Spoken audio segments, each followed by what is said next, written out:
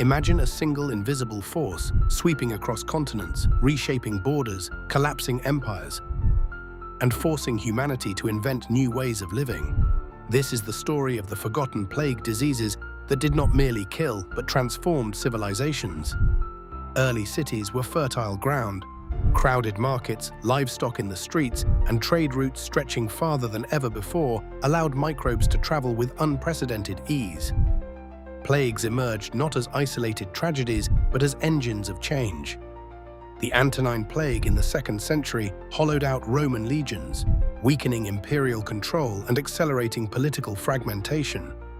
Centuries later, waves of smallpox arriving in the Americas erased entire societies, clearing the way for conquest and the remaking of continents.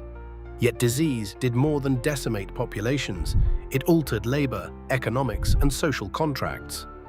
After the Black Death swept Europe, labor shortages shifted power toward peasants.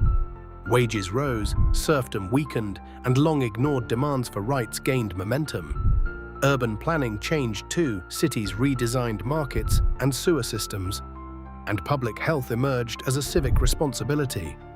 Quarantine, once an ad hoc response, became an instrument of statecraft and an early exercise of government power. Plagues also accelerated scientific thought. Repeated outbreaks forced physicians and rulers to seek explanations and solutions, sparking investments in hospitals, sanitation, and eventually germ theory. Cultural expressions shifted as well. Art and literature absorbed death's proximity, influencing morality, religious practice, and philosophy. This is not merely ancient history.